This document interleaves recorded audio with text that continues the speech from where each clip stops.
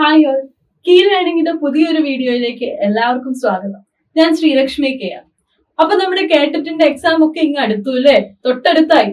അപ്പൊ നിങ്ങളുടെയൊക്കെ പ്രിപ്പറേഷൻ നല്ല രീതിയിൽ മുന്നോട്ട് പോകുന്നുണ്ടെന്ന് തന്നെ ഞാൻ വിശ്വസിക്കുകയാണ്. അപ്പൊ ഇതുവരെ ഉള്ള പഠിച്ചതൊക്കെ നന്നായിട്ട് തറവാക്കി ഇനിയുള്ള ദിവസങ്ങളിലൊക്കെ റിവിഷൻ ഒക്കെ നന്നായിട്ട് തന്നെ ചെയ്ത് ഇത്തവണത്തെ കേട്ടിട്ട് എല്ലാവർക്കും കിട്ടട്ടെ എന്ന് പറഞ്ഞുകൊണ്ട് ആശംസിച്ചുകൊണ്ട് നമ്മുടെ ഇന്നത്തെ ക്ലാസ് നമുക്ക് പോകാം. അപ്പൊ ഇന്ന് ഞാൻ നിങ്ങളുടെ മുന്നിലേക്ക് കഴിഞ്ഞ കാലങ്ങളിൽ ചോദിച്ചേക്കണ എസ്പെഷ്യലി ഒരു 2020 ഡിസംബർ കേട്ടറ്റിനെ ചോദിച്ച ഫിസിക്കൽ സയൻസിൽ ചോദിച്ച കുറച്ച് ചോദ്യങ്ങളായിട്ടാണ് ഞാൻ വന്നേക്കുന്നത്. അപ്പൊ നമുക്കത് ഡിസ്കസ് ചെയ്തുകൊണ്ട് തന്നെ പോകാം, ക്വസ്റ്റ്യൻസ് ഡിസ്കസ് ചെയ്യാം. അപ്പൊ അതുമായിട്ട് റിലേറ്റ് ചെയ്തിട്ടുള്ള കുറച്ച് കാര്യങ്ങളൊക്കെ നമുക്ക് പറഞ്ഞു പോകാം. ഓക്കെ, അപ്പൊ ഇത് ഫിസിക്കൽ സയൻസിന്റെ ടോപ്പിക്കാണ്. അപ്പൊ ഈ ടോപ്പിക്കുകൾ ഞാൻ എടുക്കുമ്പോൾ ഇതുമായിട്ട് റിലേറ്റ് ചെയ്ത കൂടുതൽ കാര്യങ്ങൾ നിങ്ങൾ പഠിച്ചവരൊക്കെ അതൊന്നുകൂടെ ഉറപ്പിച്ച് ഇനി പഠിക്കാനുള്ളവർ കുറച്ചും കൂടെ ഒന്ന് ശ്രദ്ധിച്ചൊന്ന് പഠിച്ചു പോകുക കേട്ടോ. അപ്പൊ തുടങ്ങാം നമുക്ക്. ഓക്കെ, ഫസ്റ്റ് ക്വസ്റ്റ്യൻ നോക്കാം. The acceleration due to gravity does not depends on mass of the earth, radius of the earth, mass of the body, none of these. അപ്പൊ നമ്മുടെ ചോദ്യം ചോദിച്ച് നോക്കിയേ, acceleration due to gravity does not depend on, ആരെ depend ചെയ്യുന്നില്ല എന്നാ ചോദിച്ചത്. അപ്പൊ നമ്മൾ പഠിച്ച കാര്യങ്ങളൊക്കെ ഒന്ന് ഓർത്ത് നോക്കിയേ. ഗ്രാവിറ്റേഷൻ, എന്താണ് ഗ്രാവിറ്റേഷൻ എന്ന് നമുക്കറിയാം അല്ലെ.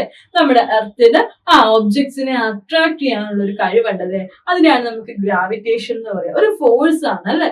അപ്പൊ അവിടെ ഉണ്ടാകുന്ന ആക്സിലറേഷനെ നമ്മൾ ആക്സിലറേഷൻ ഡ്യൂ ടു ഗ്രാവിറ്റി എന്നൊക്കെ വിളിച്ചായിരുന്നു, ഓർക്കണ്ടല്ലോ അല്ലെ. ജി, സ്മോൾ ജി ഒക്കെ നമ്മൾ പഠിച്ച കാര്യങ്ങളാണ്. അപ്പൊ ഈ ജി കാൽക്കുലേറ്റ് ചെയ്യാനുള്ള ഒരു ഇക്വേഷൻ നമ്മൾ പഠിച്ചായിരുന്നല്ലോ, എന്താന്ന് ഓർക്കണ്ടോ? ജി ഈസ് ഈക്വൽ ടു എന്താണ്? G M by R square അല്ലെ. G M by R square. എന്താണ് ജി, എന്താണ് എം? നമുക്ക് ക്യാപിറ്റൽ ആർ ഇടാം. എന്താണ് ജി, എന്താണ് എം, എന്താണ് ആർ എന്നൊക്കെ നമുക്ക് അറിയാവുന്ന കാര്യങ്ങളാണ്. എന്താ ജി? ഗ്രാവിറ്റേഷണൽ കോൺസ്റ്റന്റ് ആണ് അല്ലെ. ജി എന്ന് പറഞ്ഞു കഴിഞ്ഞാൽ ഗ്രാവിറ്റേഷണൽ കോൺസ്റ്റന്റ് ആണ്.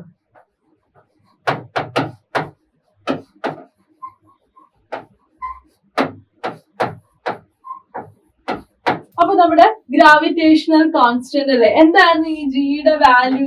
G is equal to 6.67 into 10 raised to -11 അല്ലെ. -11 meter cube per kilogram per second square അല്ലെ. ഇതായിരുന്നു നമ്മുടെ ജിയുടെ value, capital G, gravitational constant value. ഇനി എം എന്തായിരുന്നു? എം മാസ് ഓഫ് എർത്ത് ആണ് അല്ലെ. എം എന്ന് പറയുന്നത് മാസ് ഓഫ് എർത്ത് ആണ്. അതേപോലെ ആർ എന്ന് പറയുന്നതോ റേഡിയസ് ഓഫ് എർത്ത് ആണ് അല്ലെ. Radius of earth. അപ്പൊ നോക്കി, ഇനി നമ്മുടെ ഓപ്ഷനിലേക്ക് ഒന്ന് വന്നേ. ഏതിനെയൊക്കെയാണ് ഡിപ്പെൻഡ് ചെയ്യുന്നതെന്നും ഏതിനെ ഡിപ്പെൻഡ് ചെയ്യുന്നില്ല എന്നൊന്നും നിങ്ങൾക്ക് ഇപ്പൊ സിമ്പിൾ ആയിട്ട് മനസ്സിലാവുമല്ലോ. മാസ് ഓഫ് ദ എർത്തിനെ ഡിപ്പെൻഡ് ചെയ്യുന്നുണ്ട് അല്ലെ. അടുത്തതോ റേഡിയസ് ഓഫ് എർത്ത്, അതും നമ്മൾ പറഞ്ഞു ഡിപ്പെൻഡ് ചെയ്യുന്നുണ്ട്. ഇനി അടുത്ത ഓപ്ഷൻ നോക്കിയേ, mass of the body depend ചെയ്യുന്നുണ്ടോ? ഇല്ല, ഡിപ്പെൻഡ് ചെയ്യുന്നില്ല. അപ്പൊ നമ്മുടെ ആൻസർ ഏതാ? സി ആണ്. Mass of the body, acceleration due to gravity mass of the ബോഡിയെ ഡിപ്പെൻഡ് ചെയ്യുന്നില്ല. പകരം ആരെയൊക്കെ ഡിപ്പെൻഡ് ചെയ്യുന്നുള്ളൂ? യൂണിവേഴ്സൽ ഗ്രാവിറ്റേഷണൽ കോൺസ്റ്റന്റിനെ ഡിപ്പെൻഡ് ചെയ്യുന്നുണ്ട്. എം മാസ് ഓഫ് ദ എർത്തിനെ ഡിപ്പെൻഡ് ചെയ്യുന്നുണ്ട്. ആർ റേഡിയസ് ഓഫ് ദ എർത്തിനെ ഡിപ്പെൻഡ് ചെയ്യുന്നുണ്ട്. അപ്പൊ ഇത് മൂന്നും ഒരു കോൺസ്റ്റന്റ് ആണല്ലേ. ഇതൊക്കെ പറഞ്ഞാൽ എർത്തിന്റെ മാസിന് മാറ്റം ഉണ്ടോ? ഇല്ല. റേഡിയസിന് മാറ്റം ഉണ്ടാവാറുണ്ടോ? ഇല്ല. അപ്പൊ ഈ കോൺസ്റ്റന്റ്സ് ഒക്കെ കാൽക്കുലേറ്റ് ചെയ്താണ് നമുക്ക് g is equal to 9.8 metre per second square എന്നുള്ളൊരു വാല്യൂയിലേക്ക് നമ്മൾ എത്തിച്ചേരുന്നത്. അപ്പൊ പിന്നെ നമുക്കറിയാവുന്ന ഒരു കാര്യം എന്താ? പോൾസിലും ഇക്വേറ്ററിലും അല്ലെ, പോൾസിലും ഇക്വേറ്ററിലും ഈ ആക്സിലറേഷൻ ഡ്യൂ ടു ഗ്രാവിറ്റി ഒരു സ്ലൈറ്റ് വേരിയേഷൻസ് ഉണ്ടാവാറുണ്ട് അല്ലെ. അത് എന്തുകൊണ്ടാ? ആ റേഡിയസിൽ വരുന്ന ചെറിയ ചേഞ്ച്, നമ്മുടെ എർത്തിന്റെ ഷേപ്പ് എന്ന് പറയുന്ന ഒരു സ്പെറിക്കൽ ഷേപ്പ് അല്ലേ. അപ്പൊ ആ റേഡിയസിൽ വരുന്ന ഒരു ചെറിയ ചേഞ്ച് കൊണ്ടാണ് പോളിലെ ഗ്രാവിറ്റേഷൻ ഒരു സ്ലൈറ്റ്ലി കൂടുതലാണ്. ആക്സിലറേഷൻ ഡ്യൂ ടു ഗ്രാവിറ്റി ഒരു ചെറുതായിട്ടൊരു കൂടുതലാണെന്ന് നമ്മൾ പറയാൻ കാര്യം. അപ്പൊ ക്ലിയർ ആണല്ലോ. പോകാം നമുക്ക് അടുത്ത ക്വസ്റ്റ്യനിലേക്ക്. നോക്കിയേ, calculate the amount of heat generated in a conductor of resistance 4 ohm when 2 ampere electric current flows through it for 1 hour. Options: 8 joule, 16 joule, 5,07,600 joule, 960 joule. അപ്പൊ ഇത്രയാണ് നമ്മുടെ ഓപ്ഷൻസ് നോക്കി. അപ്പൊ ക്വസ്റ്റ്യൻ എന്താ? Calculate the amount of heat generated ആ ചോദിച്ചിരുന്നത്. Amount of heat ആണ് ചോദിച്ചേക്കുന്നത്. എന്തൊക്കെ തന്നിട്ടുണ്ടെന്ന് നോക്കിയേ.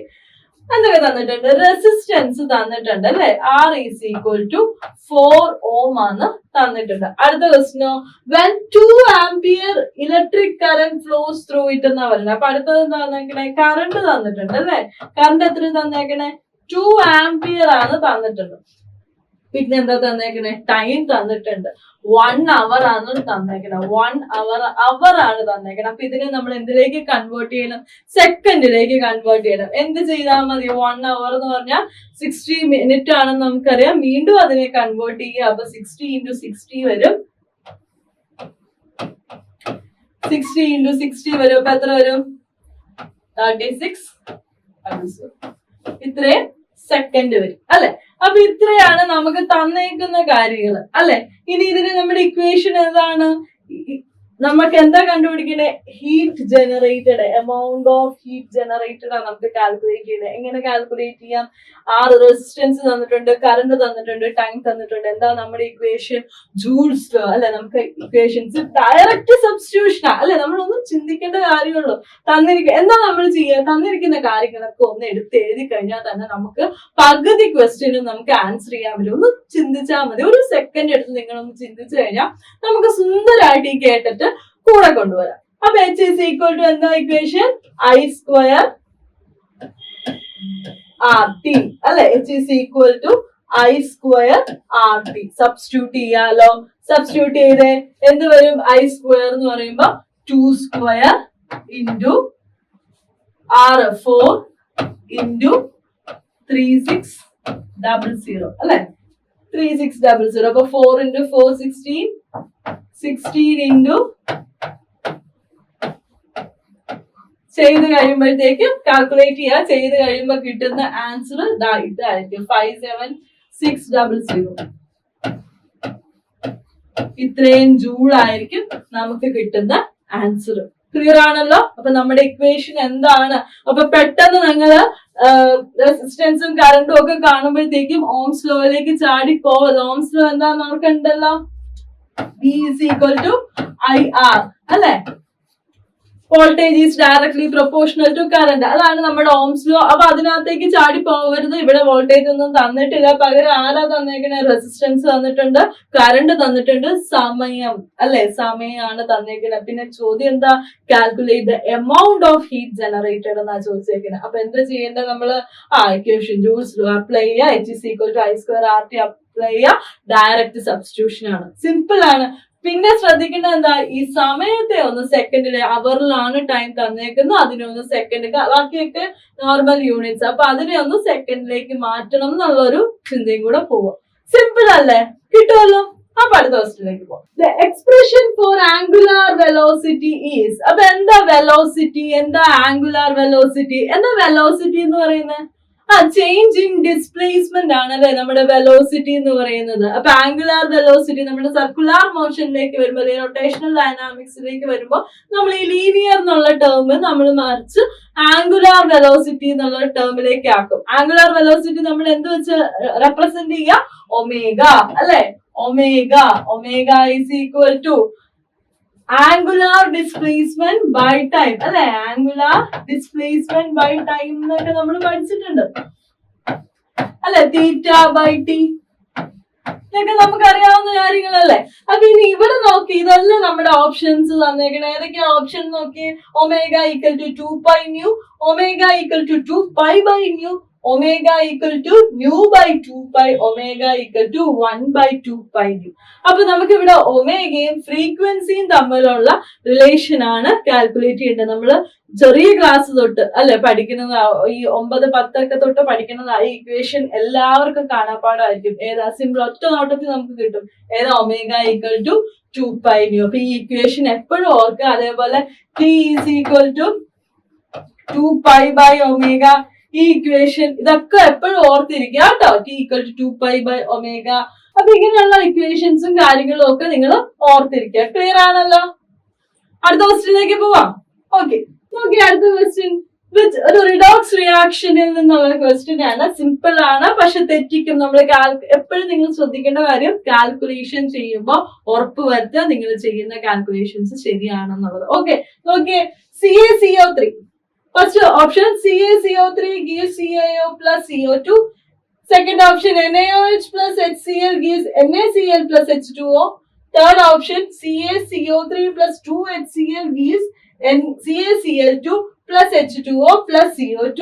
Fourth option Mg plus 2HCl gives MgCl2 plus H2. അപ്പൊ നിങ്ങളോട് ഇതിനകത്ത് ഏതാണ് റിഡോക്സ് റിയാക്ഷൻ എന്ന് കാൽക്കുലേറ്റ് ചെയ്യാനാ പറഞ്ഞേക്കുന്നത്.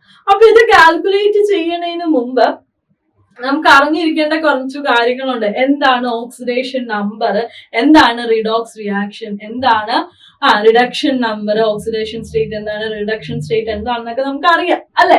അപ്പൊ ഇതിൽ നമുക്ക് എങ്ങനെ ഓരോന്നും ചെയ്ത് നോക്കുക അല്ലെ. ആ റൂളൊക്കെ നമുക്ക് അറിയാം. അല്ലെങ്കിൽ നമുക്ക് ഒരെണ്ണത്തിന്റെ അറിയില്ല, നമ്പർ അറിയില്ല, ഓക്സിഡേഷൻ നമ്പർ അറിയില്ലെങ്കിൽ നമ്മൾ എങ്ങനെ ചെയ്യേണ്ടതെന്നൊക്കെ നമുക്ക് അറിയാലോ അല്ലെ. അതിന് വേണ്ടിയിട്ട് നമ്മൾ കുറച്ച് കാര്യങ്ങളുടെയൊക്കെ ഓക്സിഡേഷൻ നമ്പർ ഒന്ന് കാണാണ്ട് പഠിക്കുക. അപ്പൊ സോഡിയത്തിന്റെ ഒന്ന് രണ്ടെണ്ണമൊക്കെ നമുക്ക് പറഞ്ഞാൽ, സോഡിയത്തിന്റെ +1 ആണെന്ന് നമുക്കറിയാം, ക്ലോറിന്റെ -1 ആണെന്ന് നമുക്കറിയാം, ഓക്സിജന്റെ -2 ആണെന്ന് നമുക്കറിയാം അല്ലെ. അങ്ങനെയുള്ള കുറച്ച് ബേസിക് ആയിട്ടുള്ള കുറച്ച് കാര്യങ്ങളൊക്കെ, കാൽഷ്യം +2 ആണെന്ന് അറിയാം അല്ല. അങ്ങനെയുള്ള കാര്യങ്ങളൊക്കെ നമ്മളൊന്ന് ഓർത്ത് വെച്ചിരിക്കുക. മഗ്നീഷ്യം എന്താണ്, +2 ആണെന്ന് അറിയാം. അങ്ങനെയുള്ള കാര്യങ്ങളൊക്കെ നിങ്ങൾ കാണാണ്ട് പഠിക്കുക, വേറെ രക്ഷയില്ല. ഫ്ലൂറിൻ -1 ആണ് അല്ലെ. അപ്പൊ ഇവിടെ ഒന്ന് നോക്കിയേ, ഒന്ന് രണ്ടെണ്ണം നമുക്ക് ചെയ്തു പോകാം. ആദ്യത്തെ നോക്കിയേ, CaCO3 gives CaO plus CO2. അപ്പൊ ഞാനിത് എങ്ങനെയാ ചെയ്യാ? CaCO3 എനിക്ക് അതിന്റെ അറിയില്ല എന്ന് വെക്കാം. എനിക്ക് കാൽഷ്യത്തിന്റെ അറിയാം, +2 ആണെന്ന് അറിയാം. അതേപോലെ ഓക്സിജന്റെ അറിയാം, -2 ആണെന്ന് അറിയാം. അപ്പൊ എനിക്ക് കാർബണിന്റെ സുഖമായിട്ട് കണ്ടുപിടിക്കാമല്ലോ. എങ്ങനെയാ ഞാൻ കണ്ടുപിടിക്കുക? നമ്മുടെ റൂൾ അപ്ലൈ ചെയ്യുക. എങ്ങനെയാ? 1 × +2 പ്ലസ് നമുക്ക് അറിയാൻ മേലാത്തവനെ ആരെന്ന് വിളിച്ചു? എക്സ് എന്ന് വിളിക്കാം അല്ലെ. എക്സ് എന്ന് വിളിച്ചു. അടുത്തതോ +x plus -2 × 3 is equal to 0 അല്ലെ. ഇതുപോലെ ചെയ്യാം. ഇനി നോക്കിയേ, എന്ത് വന്നു? 2 + x -6 = 0, x -4 is equal to 0, x is equal to +4 എന്ന് കിട്ടും. അപ്പൊ ഇതുപോലെ ഇപ്പൊ എനിക്കിവിടെ +4 ആണ് എന്ന് കിട്ടി. ഇനി ഇവിടെ നോക്കിയേ, കാൽഷ്യം എനിക്കിവിടെ -2 ആണ് എന്നറിയാം. ഈ കാൽഷ്യത്തിന്റെ അറിയില്ലെങ്കിൽ എന്ത് ചെയ്താൽ മതി? -2 × 1 + x is equal to 0 കൊടുക്കുക. അപ്പൊ ഇവിടെ എന്ത് വരും? +2 വരും അല്ലെ. -2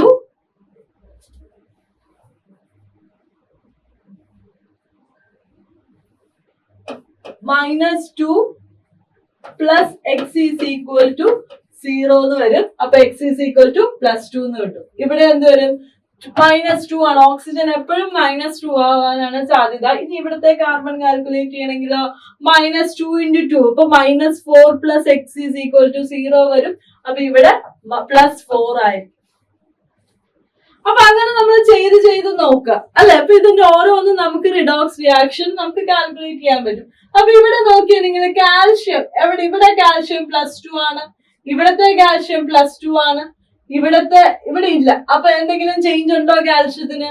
ഇല്ല, കാൽഷ്യത്തിന് ചേഞ്ച് ഒന്നുമില്ല. അപ്പൊ ഓക്സിഡേഷനോ റിഡക്ഷനോ കാൽഷ്യത്തിന് നടക്കുന്നില്ല. അതുകൊണ്ട് തന്നെ അവിടെ അതൊരു റിഡോക്സ് റിയാക്ഷൻ അല്ല എന്ന് നമുക്ക് ഉറപ്പിക്കാം. എന്നാലും നമ്മുടെ ഒരു സമാധാനത്തിന് വേണ്ടി നമ്മൾ എന്താ ചെയ്യുക? അടുത്ത എലമെന്റ് കൊടുക്കും. കാർബൺ +4 ആണ് അല്ലെ. ഇവിടത്തെ കാർബണും എന്താ? +4 ആണ്. അപ്പൊ അവരും മാറ്റമൊന്നുമില്ല. ഇനി ഓക്സിജൻ എവിടെയെങ്കിലും മാറ്റമുണ്ടോ? ഇല്ല, ഒരിടത്തും മാറ്റമില്ല. അപ്പൊ അതൊരു റിഡോക്സ് റിയാക്ഷൻ അല്ല. എന്താ റിഡോക്സ് റിയാക്ഷൻ എന്ന് പറയാ? നമ്മുടെ റിയാക്ഷന് ശേഷം അവരുടെ ഓക്സിഡേഷൻ സ്റ്റേറ്റിൽ ചെറിയ ചേഞ്ച് വരും അല്ലെ. ഓക്സിഡേഷൻ നമ്പറിൽ മാറ്റം വരണം അല്ലെ. എന്നാലും നമുക്കത് റെഡ്യൂസ് ആയോ ഓക്സിഡൈസ് ആയോ എന്നൊക്കെ നമുക്ക് പറയാൻ പറ്റും. അപ്പൊ നോക്കിയപ്പോ ഈ മെത്തേഡ് മനസ്സിലായല്ലോ. എങ്ങനെയാണ് നമുക്ക് റിഡോക്സ് റിയാക്ഷൻ ആണ് എന്നുള്ളത് നമുക്ക് മനസ്സിലായല്ലോ. അപ്പൊ നമുക്ക് നോക്കാം എങ്ങനെയാണ് നമുക്ക് അടുത്ത ആൻസർ ഏതാണെന്ന് നോക്കാം. അതിനു മുമ്പ് നോക്കിയേ ഫൈനൽ ആയിട്ടുള്ള ഓപ്ഷൻ ഒന്ന് നോക്കിയേ. ഓപ്ഷൻ ഡി ഒന്ന് നോക്കിയേ. Mg plus 2HCl gives MgCl2 plus H2. അപ്പൊ ഓപ്ഷൻ കണ്ടോ? അപ്പൊ ഇതിനകത്ത് നമുക്ക് ഏതിന്റെയൊക്കെ അറിയാം? Mg എത്രയാണെന്ന് അറിയാമോ? Mg ഒറ്റയ്ക്ക് നിൽക്കുന്ന എലമെന്റ്സിന്റെ എപ്പോഴും 0 ആയിരിക്കും ഓക്സിഡേഷൻ സ്റ്റേറ്റ്. അപ്പൊ ഓക്സിഡേഷൻ സ്റ്റേറ്റ് ഓഫ് Mg എന്ന് പറയുന്നത് സിംഗിൾ ആയിട്ട് നിൽക്കുന്ന എലമെന്റ്സ്, ഫ്രീ എലമെന്റ്സിൽ എപ്പോഴും 0 ആയിരിക്കും ഓക്സിഡേഷൻ സ്റ്റേറ്റ്. അപ്പൊ Mg 0 ആണ്. ഇനി ഹൈഡ്രജൻ അറിയാലോ, ഹൈഡ്രജൻ എത്രയാ? +1 ആണ്. ക്ലോറിനോ -1. ഇതൊക്കെ നമുക്ക് അറിഞ്ഞിരിക്കേണ്ട കാര്യങ്ങളാണ് കേട്ടോ, എപ്പോഴും അറിഞ്ഞിരിക്കേണ്ട കാര്യങ്ങളാണ്. ഇനി ഇവിടത്തെ മഗ്നീഷ്യം നോക്കിയേ. എനിക്കറിയില്ല മഗ്നീഷ്യം, അതുകൊണ്ട് ഞാൻ എക്സ് എന്ന് വിളിച്ചു. മഗ്നീഷ്യത്തെ എക്സ് എന്ന് വിളിച്ചു. ക്ലോറിന് -1 എന്നും കൊടുത്തു. ഇനി ഞാൻ പറഞ്ഞു ഇത് ഹൈഡ്രജൻ H2 അല്ലേ.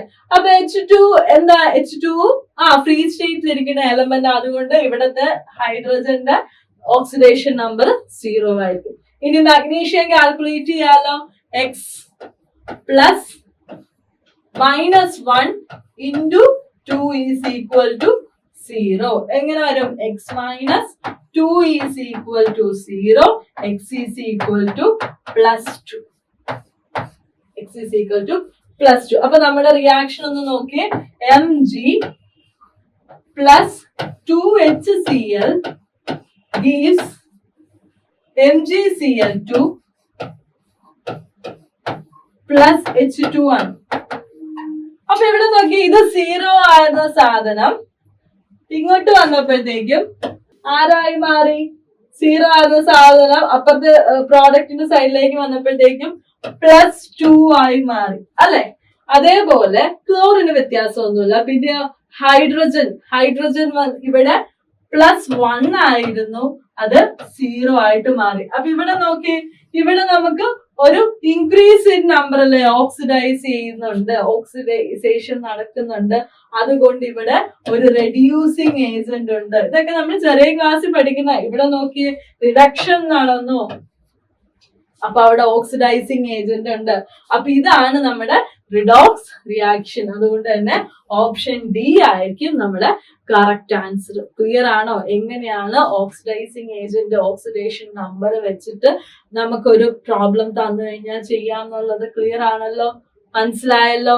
സിമ്പിൾ അല്ലേ? അപ്പൊ നമ്മൾ എന്ത് ചെയ്യേണ്ടുള്ളൂ? കുറച്ച് ഓക്സിഡേഷൻ നമ്പർ കാണാതെ പഠിക്കുക. കാണാണ്ട് ഹൈഡ്രജൻ എന്താന്ന് നോക്കുക, ക്ലോറിൻ, ഫ്ലൂറിൻ, കാൽഷ്യം, പിന്നെ ഓക്സിജൻ, അങ്ങനെയുള്ള കുറച്ച് കാര്യങ്ങളൊക്കെ ഒന്ന് അറിഞ്ഞിരിക്കും. ഓക്കെ, ക്ലിയർ ആണല്ലോ? ഓക്കെ, അപ്പൊ നമുക്ക് നമ്മുടെ അടുത്ത ക്വസ്റ്റ്യനിലേക്ക് പോകാം.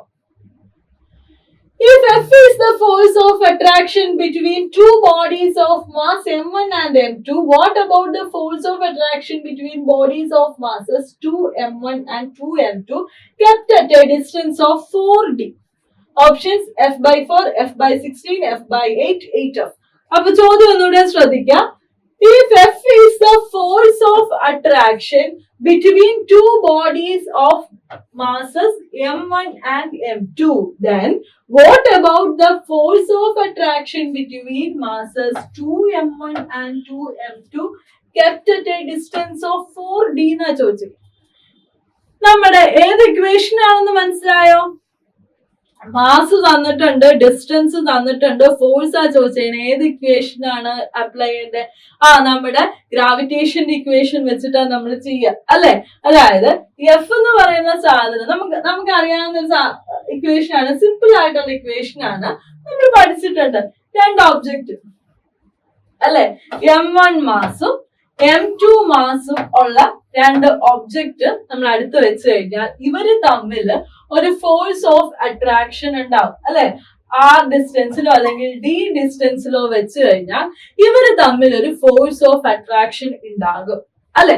ആ ഫോഴ്സ് ഓഫ് അട്രാക്ഷൻ കാൽക്കുലേറ്റ് ചെയ്യാൻ വേണ്ടിയിട്ട് നമുക്കൊരു ഇക്വേഷനും ഒക്കെ കാര്യങ്ങളും ഒക്കെ ഉണ്ട് അല്ലെ. എന്താ പറയാ, when two masses are kept together at a distance d, എന്താ പറയുന്നത്, F will be, force arising between them will be proportional to the product of their masses and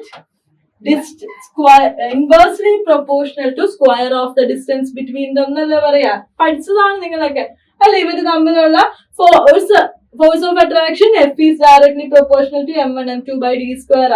ഈ പ്രൊപ്പോർഷണാലിറ്റി സൈൻ മാറ്റാൻ വേണ്ടി നമ്മൾ G ഒക്കെ ഉപയോഗിച്ചത്. അപ്പൊ G gravitational constant m1 m2 by d square എന്നൊക്കെ നമുക്ക് കാൽക്കുലേറ്റ് ചെയ്യാവുന്നതുള്ളൂ ആണല്ലോ അല്ലെ. അപ്പൊ നമുക്ക് ഇനി നമ്മളെ ക്വസ്റ്റ്യനിലേക്ക് ചോദിച്ച് നോക്കിയേ. ആദ്യം നമ്മൾ m1 m2 മാസ് നമ്മൾ അടുപ്പിച്ച് വെച്ചായിരുന്നു. ഒരു ഫോഴ്സ് കണ്ടുപിടിച്ചു. F ആണ് അവരുടെ ഫോഴ്സ് എന്ന് പറഞ്ഞു. അങ്ങനെയാണെങ്കിൽ 2m1 ഉം 2m2 മാസ് 4d ഡിസ്റ്റൻസിൽ വെച്ചേക്കുക അല്ലെ. 2m1 ഉം 2m2 മാസ് 4d ഡിസ്റ്റൻസിൽ വെച്ച് കഴിഞ്ഞാൽ ഇവരുടെ ഫോഴ്സ്, ഇവർ തമ്മിലുള്ള ഫോഴ്സാ ചോദിച്ചത്. അപ്പൊ നമുക്ക് എഫ് തമ്മിലുള്ള F1ന്റെ ഫോഴ്സ് നമുക്ക് അറിയാം. അങ്ങനെയാണെങ്കിൽ ഞാൻ ഇവർ തമ്മിലുള്ള ഫോഴ്സിനെ F2 എന്ന് എടുത്തു കഴിഞ്ഞാൽ F2 ഈസ് ഈക്വൽ ടു എന്ത് വരാം? G into 2m1 into 2m2 divided by 4d the whole square എന്ന് എഴുതാമല്ലോ അല്ലെ. ഇനി ഇതിനെ എനിക്ക് എങ്ങനെ എഴുതാം? G into 2G into m1 m2 by 16d square എന്ന് എഴുതാമല്ലോ. എഴുതിക്കൂടെ? എനിക്ക് അങ്ങനെ എഴുതാം. അപ്പൊ ഞാൻ അങ്ങനെ എഴുതി കഴിഞ്ഞാൽ നിങ്ങൾ നോക്കിയേ, ഈ gm1 m2 by d square എന്ന് പറയുന്ന സാധനം, gm1 m2 by d square എന്ന് പറയുന്ന സാധനം ആരാ? F1 അല്ലേ? gm1 m2 by d square എന്ന് പറഞ്ഞാൽ F1 അല്ലേ? അപ്പൊ എനിക്ക് ഇതിന് എന്ത് എഴുതാം? 2 ബൈ 16 F1 എഴുതാലോ. അപ്പൊ എന്ത് വരും? F1 ബൈ 8 എന്ന് വരും അല്ലെ. F1 ബൈ 8 എന്ന് എനിക്ക് എഴുതാലോ. F1 by 8. അപ്പൊ നമ്മുടെ ആൻസർ, കറക്റ്റ് ആൻസർ ഏതായിരിക്കും? F ബൈ 8 ആയിരിക്കും നമ്മുടെ കറക്റ്റ് ആൻസർ. അപ്പൊ ഇതുപോലുള്ള ക്വസ്റ്റ്യൻസ് ഇതിപ്പോ ഫോഴ്സ് തമ്മിൽ, അതായത് റേഷ്യോ കാൽക്കുലേറ്റ് ചെയ്തുകൊണ്ട് നമുക്ക് ചെയ്യാവുന്ന, ഇങ്ങനെ നമുക്ക് ചോദിക്കാൻ പറ്റുന്ന കുറച്ച് ക്വസ്റ്റ്യൻസ് ആണ്. കൈനറ്റിക് എനർജി, അതായത് മൊമെന്റം തന്നിട്ട് കൈനറ്റിക് എനർജി കാൽക്കുലേറ്റ് ചെയ്യാനായിട്ട്, അതായത് p²/2m ആ ഇക്വേഷൻ വെച്ചിട്ട്, ½mv² വെച്ചിട്ട്, അങ്ങനെയുള്ള ക്വസ്റ്റ്യൻ മോസ്റ്റ്ലി p²/2m വെച്ചിട്ടുള്ള ഒരുപാട് ചോദ്യങ്ങളൊക്കെ കണ്ടിട്ടുണ്ട്. അപ്പൊ മെത്തേഡ് സെയിം ആണ്, അതായത് പ്രൊപ്പോർഷണാലിറ്റി കണ്ടുപിടിക്കാന്നുള്ളതേ ഉള്ളൂ. ആദ്യം തന്നിട്ടുണ്ട്. ഇതിപ്പോ വേറെ ഒന്നുമില്ല, നമ്മൾ ചെയ്ത് വന്നപ്പോഴത്തേക്കും ആദ്യത്തെ ഫോഴ്സ് ആണ് രണ്ടാമത്തെ ഇക്വേഷനിൽ വന്നു എന്ന് നമുക്ക് മനസ്സിലായി. അപ്പൊ ആ ചെയ്തെടുക്കേണ്ട മെത്തേഡ് നമുക്കൊന്ന് ക്ലിക്ക് ചെയ്ത് കഴിഞ്ഞാൽ നമുക്ക് പെട്ടെന്ന് തന്നെ ആൻസർ കിട്ടും അല്ല. ഒത്തിരി സമയം നമ്മൾ എടുത്തില്ല, പെട്ടെന്ന് തന്നെ നമുക്ക് എടുക്കാം. എളുപ്പമല്ലേ? അപ്പൊ ഇങ്ങനത്തെ ചെറിയ ചെറിയ ക്വസ്റ്റ്യൻസേ നമ്മളോട് ചോദിക്കുള്ളൂ, അല്ലാണ്ട് വലിയ ക്വസ്റ്റ്യൻ ഒന്നും ചോദിക്കില്ല. നമുക്ക് എന്താ അറിയേണ്ട? ബേസിക്സ് അറിഞ്ഞിരിക്കും, അത്രേ ഉള്ളൂ. അപ്പൊ നമുക്ക് നോക്കാം, അടുത്ത ക്വസ്റ്റ്യനിലേക്ക് പോവാം. The numerical value of n by n, where n is the number of molecules in a given sample of gas and n is the number of moles of the gas. Then options 9.1 into 10 raised to minus 24, 1.66 into 10 raised to minus 19, 6.022 into 10 raised to 23, 10 raised to 23 ആണ്. ഇത് 10 raised to minus 90, 10 raised to minus 24, 10 raised to 23. അപ്പൊ നമ്മളോട് ചോദിച്ചാൽ numerical value of n by n. അപ്പൊ നമ്മൾ ഇവിടുത്തെ Avogadro നമ്പറിന്റെ question ആണ്. ഏതായിരിക്കും ആൻസർ? നമുക്ക് ഒറ്റയടിക്ക് തന്നെ ചെയ്യാവുന്ന ഒരു കാര്യമുള്ളൂ. n by n ആ ചോദിച്ചേക്കുന്നത് അല്ലെ. അതായത് number of molecules by number of moles. ഇത് നമ്മൾ പഠിച്ചിട്ടുണ്ടല്ലോ. Number of molecules is equal to number of moles into Avogadro number. അല്ലെ, number of moles into Avogadro number. ഇവിടെ n is equal to n into Avogadro number അല്ലെ. അങ്ങനെയാണെങ്കിൽ n by n എന്തായിരിക്കും? NA ആയിരിക്കും. NAയുടെ value എന്താ?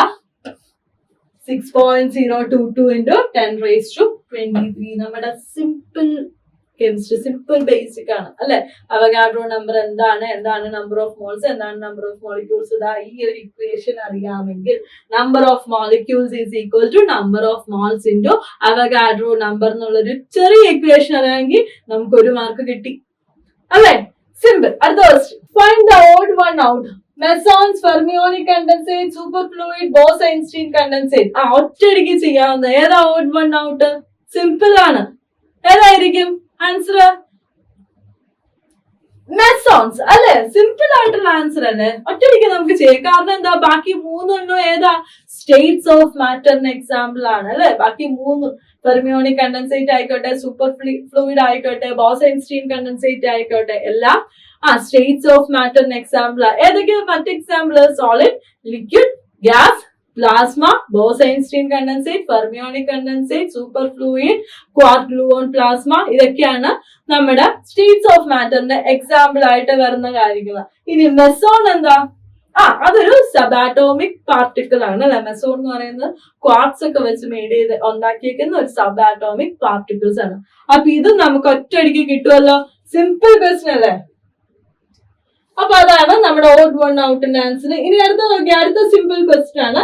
Process of converting AC to DC. എന്താ process of converting AC DC ആക്കി മാറ്റുന്ന പ്രോസസ് ഏതാ? Rectification, amplification, oscillation, diffraction. ഒരു ഡൗട്ടും ഇല്ലാണ്ട് നമുക്ക് സുഖമായിട്ട് കാണുമ്പോ തന്നെ ആൻസർ ചെയ്യാം. ഏതാ അതിന്റെ answer? First option A, rectification അല്ലെ. AC DC ആക്കി കൺവേർട്ട് ചെയ്യുന്ന പ്രോസസ്സിനാണ് നമ്മൾ റെക്ടിഫിക്കേഷൻ. നിങ്ങൾ ഹാഫ് വേവ് റെക്ടിഫയറും ഫുൾ വേവ് റെക്ടിഫയറും ഒക്കെ പഠിച്ചവരാ. അപ്പൊ എല്ലാവർക്കും സിമ്പിൾ ആയിട്ട് കിട്ടുമല്ലോ. എന്താ ആംപ്ലിഫിക്കേഷൻ? നമ്മൾ low frequency signal high frequency സിഗ്നലാക്കി മാറ്റുന്ന പ്രോസസ്സ് ആംപ്ലിഫൈ ചെയ്യാന്ന് വലുതാക്കുക അല്ലെ. അതിനാണ് നമ്മൾ ആംപ്ലിഫിക്കേഷൻ എന്ന് പറയാ. ഓസിലേഷൻ എന്താ? ടു ആൻഡ് ഫ്രോ മോഷൻ അല്ലെ. Two and fro motion simple options ആയിരുന്നു. ടു ആൻഡ് ഫ്രോ മോഷനെയാണ് നമ്മള് ഓസിലേഷൻ എന്ന് പറയാം. ഡിഫ്രാക്ഷൻ എന്ന് പറയുമ്പോ എന്താ വരിക? നമ്മുടെ ഫ്രീ മൂവ്മെന്റിനുള്ള ഒരു ഹിൻഡ്രൻസ് പോലെ, ഒരു ഒബ്ജക്ഷൻ പോലെ വരുന്നതാണ് ഡിഫ്രാക്ഷൻ ഒക്കെ. അപ്പൊ അത് നമുക്ക് ഈ ഡിഫ്രാക്ഷൻ നമുക്ക് വലിയ കാര്യമായിട്ടൊന്നും അറിയില്ല. അത് എന്താണെന്നുള്ള ബേസിക് ഡെഫിനേഷൻ അറിഞ്ഞു കഴിഞ്ഞാൽ നമുക്ക് ഈ ക്വസ്റ്റിന് ആൻസർ കിട്ടും. ഇപ്പൊ ഇത് റെക്ടിഫിക്കേഷൻ ആണ്. AC DC ആക്കി കൺവേർട്ട് ചെയ്യുന്ന പ്രോസസ് ആണ് നമ്മുടെ റെക്ടിഫിക്കേഷൻ. ഇപ്പൊ ക്ലിയർ ആണല്ലോ. ഓക്കെ, അടുത്ത ക്വസ്റ്റ്യൻ നോക്കിയേ. Law of octaves was put forward by G.N. Lewis, J.A.R. Newland, J.W. Dobriner, J.L. Mayer. അപ്പൊ ഏതാ ലോ ഓഫ് ഒക്ടേവ്സ്? നമ്മള് പീരിയോഡിക് ടേബിൾ ഒക്കെ തുടങ്ങുമ്പോഴത്തേക്കും കുറച്ച് rules, law of triads, law of octaves എന്നൊക്കെ പറഞ്ഞ് കുറച്ച് റൂൾസ് പഠിക്കുന്നുണ്ട്. അപ്പൊ അതിനകത്ത് ലോസ് പഠിക്കുന്നുണ്ട്. അതിനകത്ത് ഒരെണ്ണാണ് ലോ ഓഫ് ഒക്ടേവ്സ്. ആരാണ് കണ്ടുപിടിച്ചത്, ഇൻട്രൊഡ്യൂസ് ചെയ്തത്?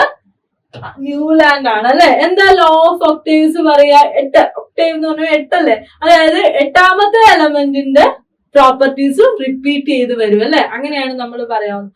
8ാമത്തെ എലമെന്റിന്റെ പ്രോപ്പർട്ടീസ്, ഫസ്റ്റ് എലമെന്റിന്റെ പ്രോപ്പർട്ടി റിപ്പീറ്റ് ചെയ്ത് വരും. അങ്ങനെയാണ് നമ്മൾ ലോ ഓഫ് ഒക്ടേവ്സ് പറയുന്നത്.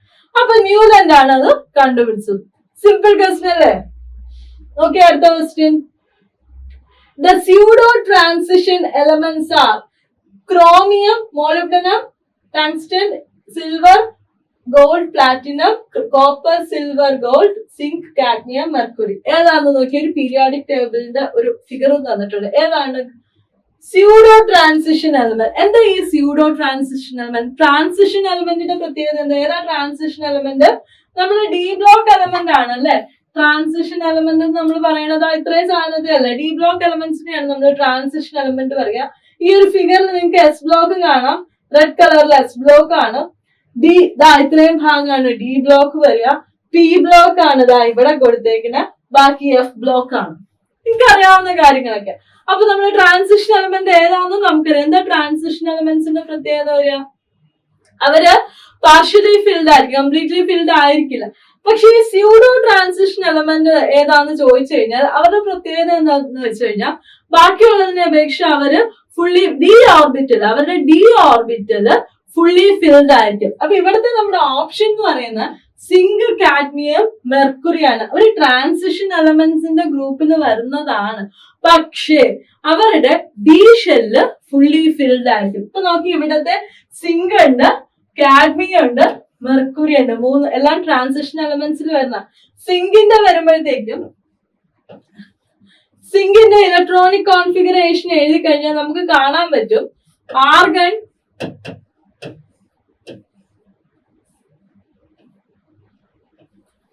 3d10 4s2 ആണ് ഇവരുടെ ഇലക്ട്രോണിക് കോൺഫിഗറേഷൻ വരും.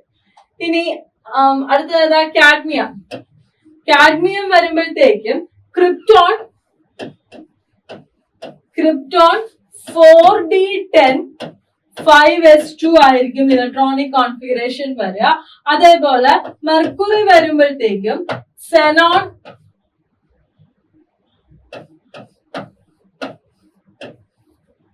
5d10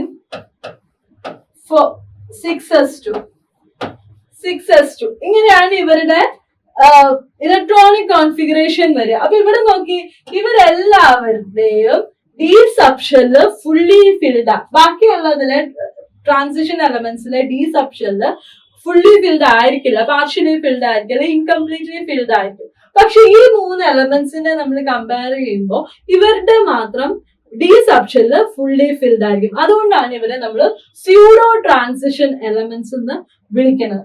അപ്പൊ നോക്കിയേ, നമ്മളേക്ക് കുറച്ച് ക്വസ്റ്റ്യൻ, അതായത് നമ്മൾ PYQs ഇത്രയും നേരം കണ്ടുകൊണ്ടിരുന്നത് അല്ലെ, സിമ്പിൾ ആയിട്ടുള്ള ക്വസ്റ്റ്യൻസ് ആണ് നമ്മൾ കണ്ട് അല്ലെ. വലിയ പാടുള്ള അല്ലെ ബുദ്ധിമുട്ടുള്ള ക്വസ്റ്റ്യൻ ഒന്നും നമുക്ക് ഇവിടെ കാണേണ്ട വന്നില്ല.